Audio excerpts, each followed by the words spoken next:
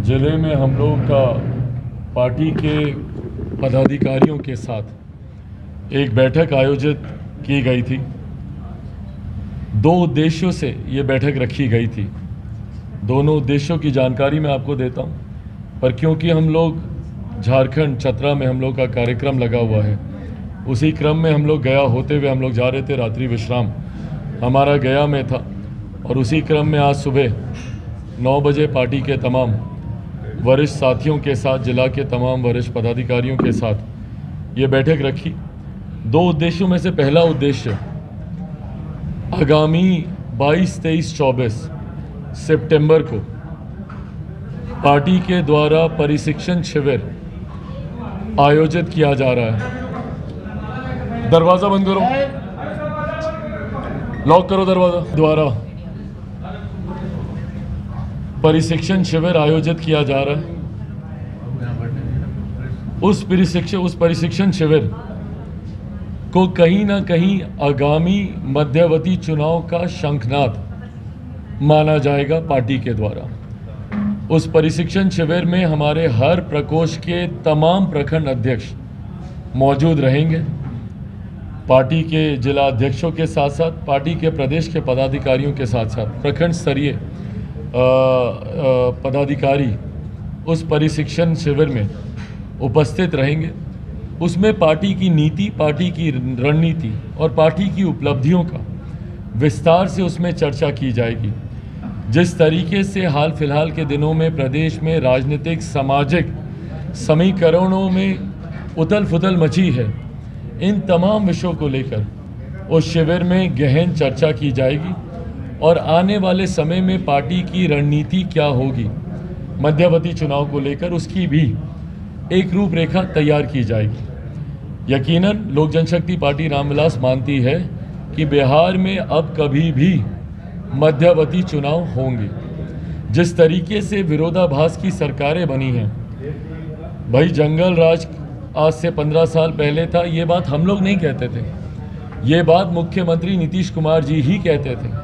जब जब उनसे एनडीए में रहते हुए ये सवाल किया जाता था कि आप बताएं कि आपकी सरकार की क्या उपलब्धि है, तो छूटते ही वो बोलते थे कि अरे जाओ जाकर पूछो अपने बाप दादा से कि 15 साल पहले का बिहार कैसा था। और उसी 15 साल पहले के बिहार जिनको ये कोसते थे, आज उन्हीं के साथ मिलकर इन्होंने सरकार बनाने का काम किया। जो मुख्यमंत्री अपने शब्दों पर नहीं टिके, उस मुख्यमंत्री की विश्वसनीयता समाप्त हो चुकी है। बार बार जिनके ऊपर इन्होंने दोषारोपण किया, उस वक्त के उप मुख्यमंत्री के ऊपर भ्रष्टाचार के आरोप लगाकर ये गठबंधन से अलग हुए और फिर उन्हीं के साथ मिलकर इन्होंने सरकार बनाने का काम किया। लोकतंत्र के मंदिर में खड़े होकर इन्होंने ये वादा किया था कि मिट्टी में मिल जाऊंगा, भाजपा के साथ नहीं जाऊंगा। 2017 में उन्हीं के साथ मिलकर इन्होंने सरकार बनाने का काम किया। तो भैया ऐसे में इनकी विश्वसनीयता बची कहाँ है? और जो मुख्यमंत्री बार बार जनादेश का अपमान करता हो, जो मुख्यमंत्री बार बार जनादेश के खिलाफ जाकर सरकार बनाते हों अपनी कुर्सी को बचाने के लिए।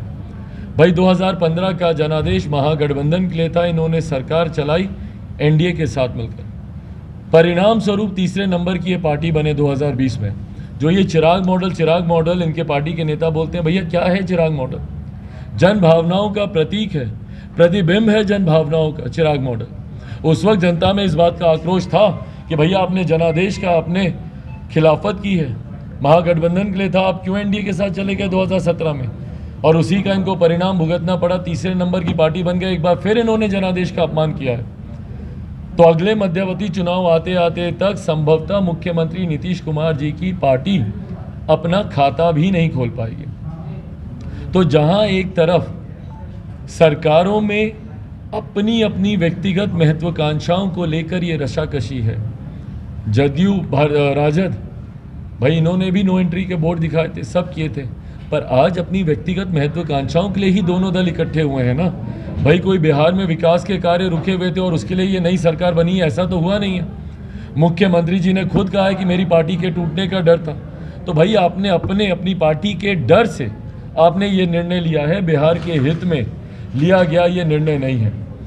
और जो पार्टी, जो राजनीतिक दल विश्वास मत जनता का खो चुकी है, वो सदन में विश्वास मत हासिल करें, उसके कोई मायने बचते नहीं है। भाई नेताओं का विश्वास मत लेकर आप क्या कर लेंगे जब आप जनता का विश्वास मत खो चुके हैं। और यही कारण है कि जब से ये सरकार बनी है, एक के बाद एक गलत कारणों से आपके चैनल पे ये सुर्खियां बनती है। ये सरकार कभी शपथ के दिन ही इनके कानून मंत्री के ऊपर वारंट आ जाता है, कभी मंत्रियों के परिजन सरकारी बैठकों में बैठे हुए दिख जाते हैं, कभी मुख्यमंत्री जब बोलते हैं कि अरे 10 लाख या 20 लाख रोजगार ले जाओ, और जब लोग रोजगार लेने आते हैं तो उनके ऊपर लाठियां चलाई जाती हैं।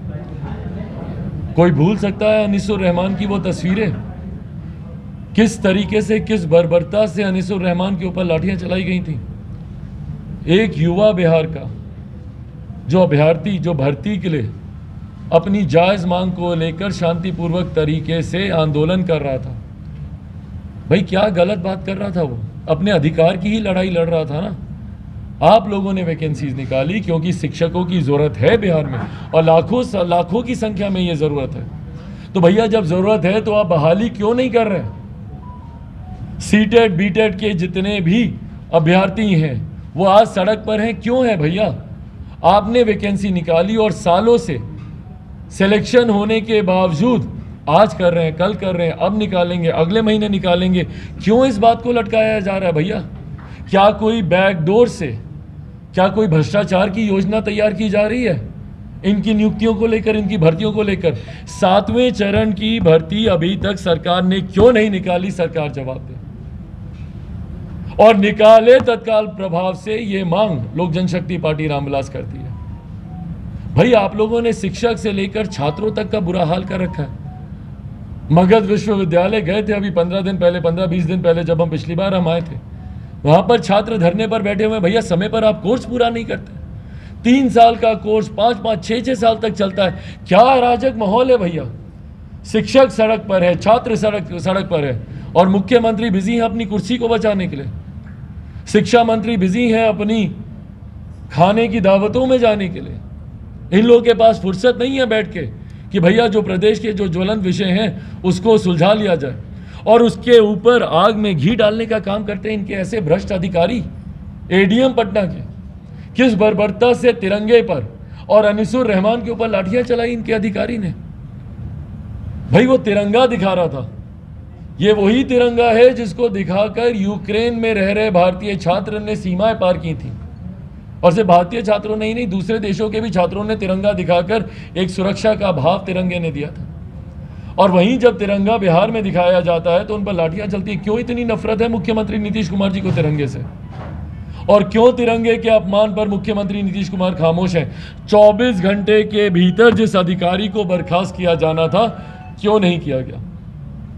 और न सिर्फ बर्खास्त बल्कि राष्ट्रद्रोह का मुकदमा उस अधिकारी पे चलना चाहिए जिस तरीके से तिरंगे का अपमान किया गया।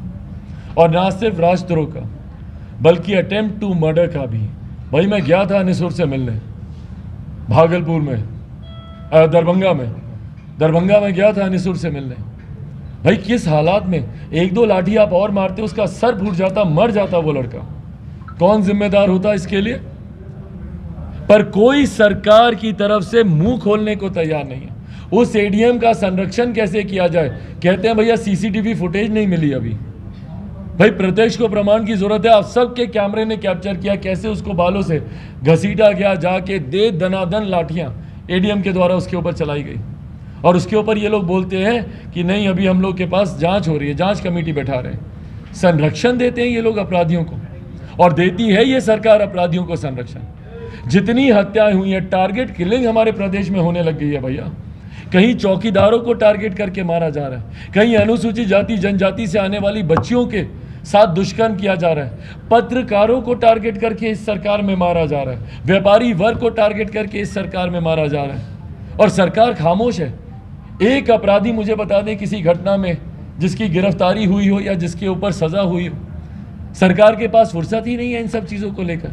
सरकार व्यस्त है भैया, कौन मंत्री बनेगा, कौन मंत्री क्या करेगा, कौन कैसे भ्रष्टाचार करेगा, 7 निश्चय में और भ्रष्टाचारियों को कैसे संरक्षण दें, जो तस्कर उत्पन्न हो गए हैं जहरीली शराब के, उन तस्करों को कैसे संरक्षण मिले, अवैध जहरीली शराब का जो निर्माण बिहार के हर एक प्रखंड में हो रहा है, उन निर्माण करने वाले लोगों को संरक्षण प्रशासन कैसे दे, और परिणाम स्वरूप अराजक माहौल प्रदेश में तैयार हो गया। भाई जंगल राज मुख्यमंत्री बोलते थे, ये तो डबल जंगल राज चल रहा है भैया। ये कौन से कम दोषी हैं अगर ये दूसरे को जंगल राज गिनाते हैं? आज की तारीख में बता दीजिए भैया, कौन सी नई सरकार बनी है बिहार में? पिछले 30 सालों से इन्हीं लोगों की सरकार है जो आज सरकार में 32 सालों से।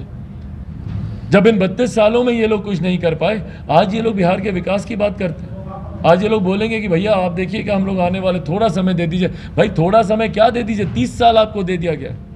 थोड़ा समय करते हुए 30 साल में आपने बिहार को आपने बर्बादी की कगार पर लाकर खड़ा कर दिया। और अब मुख्यमंत्री की नज़र है 2024 में। शर्म नहीं आता इनको?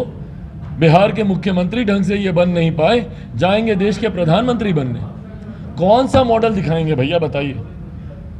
जब 2014 में जब मौजूदा प्रधानमंत्री नरेंद्र मोदी जी आए थे, गुजरात मॉडल वो दिखाते थे। भाई ये कौन सा मॉडल दिखाएंगे? क्या है नीतीश मॉडल? भाई चिराग मॉडल ने आपके नीतीश मॉडल को धराशायी कर दिया। चिराग मॉडल की वजह से आपका नीतीश मॉडल पहले नंबर से तीसरे नंबर का बन गया। आधे से ज़्यादा आपके प्रत्याशी हार गए। तो क्या है नीतीश मॉडल आपके पास? क्यों 2024 में जनता आपको प्रधानमंत्री पद का दावेदार माने? और वो भी ऐसा गठबंधन, भानुमति का कुनबा विपक्ष में। जब एक मंच पे तमाम विपक्षी नेता एक दूसरे का हाथ पकड़कर खड़े होते हैं विपक्षी एकता दिखाने के लिए, तो एक मंच पर 1 दर्जन से ज़्यादा आपको प्रधानमंत्री पद के दावेदार दिख जाते हैं। और दावेदार भी कैसे कैसे भैया? कांग्रेस 600-700 विधायक वाली पार्टी, कई और क्षेत्रीय दल हैं। ममता जी की बनर्जी 200 प्लस विधायक वाली पार्टी, अखिलेश जी 100 से ज़्यादा, केजरीवाल जी 150 से ज़्यादा विधायकों वाली पार्टी, पंजाब दिल्ली सब मिलाकर। और ये जा रहे हैं 40 विधायक वाले। हाँ, वो 150, 300, 600 विधायक शांत रहेंगे और ये 40 विधायक वाले को ये लोग प्रधानमंत्री का दावेदार बनाएंगे। क्यों बनाएंगे भैया?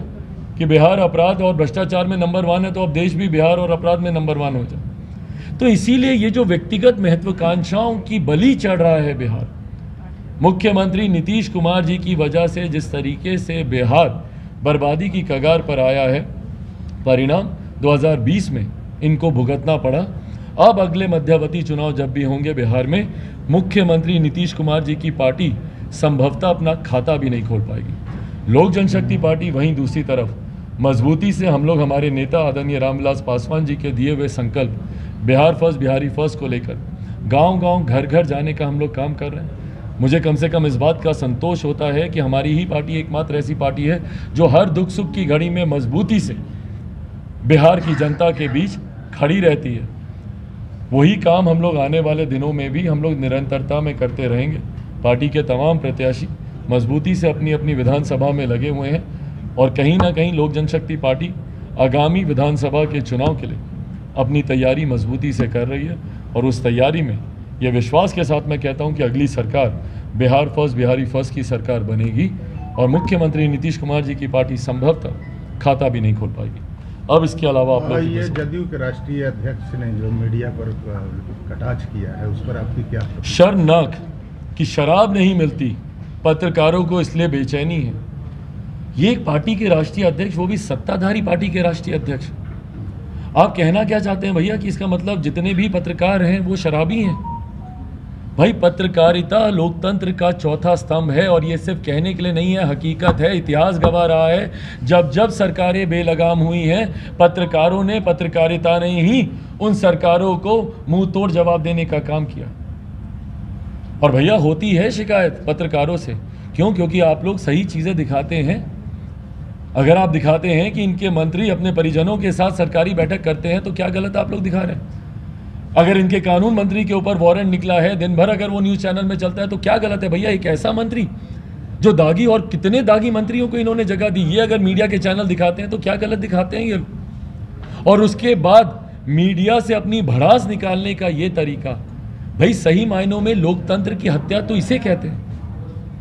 लोकतंत्र का चौथा, इनको चिंता अपने नेताओं की तुरंत हो जाती है जब उनके ऊपर सीबीआई ईडी की रेड पड़ती है, तमाम लोग इकट्ठे होकर आ जाते हैं उनके संरक्षण में। अरे भाई वो नेता लोग हैं, सक्षम है अपना संरक्षण करने के लिए, सामर्थ्य है अपना संरक्षण करने के लिए। आप संरक्षण कीजिए बिहारियों का, उन युवाओं का जो सड़क पे लाठियां खा रहे हैं। आपको संरक्षण करना है तो पत्रकारिता का संरक्षण कीजिए, ताकि बेखौफ होके पत्रकार अपनी बातों को जनता तक पहुंचाने का काम कर सकें। जो पत्रकारों की हत्या हो रही है उनके परिवार में सुरक्षा का भाव दीजिए। कल को पत्रकार घर से बाहर नहीं निकलेगा अगर आप ये प्रमाण नहीं देंगे कि भैया आपके जाने के बाद आपके परिवार को देखने वाला कोई है। एक के बाद एक घटनाएं पत्रकारों के साथ हो रही हैं और उस पर जाकर परिवार के साथ अपनी संवेदनाएं व्यक्त करना तो दूर, पत्रकारिता के ऊपर आरोप लगाया जाता है कि भैया शराबी हैं और नहीं मिलती शराब, इसलिए इस तरीके की बातें हो रही हैं। इससे ज़्यादा शर्मनाक, निंदनीय और कोई बात नहीं हो सकती। झारखंड की राजनीतिक उथल पुथल पर क्या कहें? हाँ, झारखंड की राजनीतिक झारखंड अभी मैं जा ही रहा हूँ थोड़ी देर में। जोहार झारखंड। जो भी परिस्थितियाँ होंगी, कितने दिन तक बिहार में सरकारी चल सकती है आपके हिसाब से, जो आपको संभावना लग रहा है? देखिए, मैं आप लोगों की भाषा में कहूँ तो एक राजनीतिक मौसम वैज्ञानिक का सुपुत्र हूँ। मैंने इससे पहले भी मैंने इस बात को कहा था कि मुख्यमंत्री बहुत जल्द एनडीए गठबंधन छोड़कर महागठबंधन में जाएंगे। ये बात सही हुई। मैं पुनः इस बात को कहता हूँ कि बहुत जल्द बिहार में ये सरकार भी गिरेगी। मुझे नहीं पता कैसे गिरेगी, मुख्यमंत्री इस्तीफा देंगे या बिहार में राष्ट्रपति शासन लागू होगा। अराजक जो माहौल तैयार हो रहा है उसको लेकर भाई क्यों नहीं केंद्र सिफारिश कर सकती है कि एक आए दिन रोज़ हत्याएं हो रही हैं, क्यों नहीं केंद्र सिफारिश कर सकती है और राज्यपाल सिफारिश कर सकते हैं कि बिहार में राष्ट्रपति शासन लागू हो। परिस्थितियाँ जो भी हों भाई, मुख्यमंत्री कब सफोकेटेड, ह्यूमिलेटेड फील करते हैं किसी को नहीं पता। उनकी अंतरात्मा की आवाज़ तब तब जागने लगती है जब जब उनकी कुर्सी डोलने लगती है। तो अगर उनको लगेगा कि भैया राजद को मात्र 2 विधायकों की ज़रूरत है, खुद उप मुख्यमंत्री को मुख्यमंत्री बनने के लिए सिर्फ 2 ही विधायकों की ज़रूरत है ना, उनके पास तो है ही। उनको इनके 40-42 विधायकों की क्या ज़रूरत है भैया? उनके पास 19 कांग्रेस के हैं, कुछ 16 के आसपास सीपीआई सीपीएम के हैं, मांझी जी के हो गए, तमाम मिला के वो 120 का आंकड़ा वो पार कर रहे हैं। तो अगर 1-2 विधायक और आगे उपचुनाव होने ही वाले, तो उसके बाद उनको नीतीश जी की भी ज़रूरत नहीं है। तो जैसे ही उनकी कुर्सी डोलने लगेगी, मुख्यमंत्री फिर अलग होंगे, उनकी अंतरात्मा की आवाज़ उनकी जागने लगेगी। तो बहरहाल परिस्थिति जो भी हो, मैं इतना ज़रूर मान के चलता हूं कि अगले 6 से, जो आपका प्रश्न था, 6 से 8 महीने में मुझे लगता है बिहार चुनाव की ओर अग्रसर होगा। मैं ये बोल रहा था, पिछले चुनाव में जो यहाँ की समीकरण थी भाजपा और जदयू, इस चुनाव में ये लोग गठबंधन के साथ हैं, उस परिस्थिति में आपकी पार्टी अपने आप को कहाँ देख रही है, जनाधार के आधार पर? भाई, मैं बार बार मुझसे सवाल पूछा जाता है कि आप लोग किससे गठबंधन कर रहे हैं, आप लोग किसके साथ गठबंधन में जाएंगे। मेरा गठबंधन से बिहार की जनता के साथ है, और जिसका गठबंधन जनता के साथ हो गया उसको किसी और गठबंधन की ज़रूरत नहीं है। और आज की तारीख में भैया बिहार में तो कम से कम गठबंधनों के कोई मायने नहीं बचे। ये जनता को झलावा देते हैं ये गठबंधन, क्योंकि आप लड़ते एक गठबंधन के साथ हैं और आप सरकार चलाते दूसरे गठबंधन के साथ हैं। तो भैया जब आपको मनमर्जी करनी है तो क्या फ़र्क पड़ता है आप किस गठबंधन के साथ आप जाते हैं नहीं जाते हैं। आप आज इनके साथ मिलकर चुनाव लड़ लीजिए अपना समीकरण पूरा करने के लिए, कल को तो भैया चुनाव के बाद आपको जिसके साथ मन करेगा उसी के साथ ना आप सरकार चलाएंगे। तो बिहार में गठबंधनों के कम से कम कोई मायने बचे नहीं। इसीलिए मैं भी ना आतुर हूँ, ना मुझे कोई फ़र्क पड़ता है कि मैं अभी किस गठबंधन में हूँ नहीं हूँ। मैं बिहारियों के साथ हूँ। चुनाव के वक्त ये निर्णय लिया जाएगा कि लोक जनशक्ति पार्टी रामविलास किस गठबंधन में जाते हैं। कल रात को समस्तीपुर में एक स्वर्ण व्यवसायी और बीजेपी नेता को हत्या की गई, क्या स्थिति है आपके अनुसार बिहार में है लाइन ऑर्डर? भाई, कल पटना में भी एक ऐसी ही घटना घटी है, एक पति पत्नी की जिस तरीके से वहाँ पर हत्या कर दी गई। यही मैं बोल रहा हूँ भाई, आए दिन हत्याएं। आज की तारीख में सड़क पे चल रहे लोगों में कोई सुरक्षा का भाव बचा ही नहीं है। कब कहाँ से कौन आकर आपको गोली मार देगा। और मैंने कहा ना कि ये हर एक वर्ग में व्यापारियों को टारगेट किया जा रहा है, उनके वर्ग के हिसाब से चौकीदारों को टारगेट किया जा रहा है, उनकी जाति के आधार पर छोटी छोटी बच्चियों को टारगेट किया जा रहा है, महिला होने की जमात के आधार पर। तो कोई जाति, कोई वर्ग, कोई जमात ऐसी नहीं है जिसके ऊपर टारगेट किलिंग नहीं हो रही हो। और सबसे बड़े दुख की बात, आप वहाँ पे चले जाइए, अपराधी बेखौफ घूम रहे हैं। किसी भी अपराध में चले जाइए तो जो विक्टिम है वो बोलते हैं भैया खुलेआम घूम रहे हैं, आज भी आके हमको धमकी देके गया। और प्रशासन गिरफ्तार करना तो दूर, परिवार को सुरक्षा तक नहीं देता। यही अराजक माहौल की मैं बात कर रहा हूँ। और ये मान कर चलिए, और ये बिहार की जनता मान कर चले कि जब तक मुख्यमंत्री नीतीश कुमार प्रदेश के मुख्यमंत्री हैं। बिहार में ये अराजक माहौल रहेगा ही रहेगा। ये अब सिंगल से डबल जंगल राज हो गया है। ये माहौल आने वाले दिनों में और विकराल रूप ही धारण करेगा। महाराष्ट्र मॉडल की तरह ही झारखंड में भी सरकारें चेंज हो सकती हैं। भाई कुछ संकेत तो इसी तरह से देखने को मिल रहे हैं।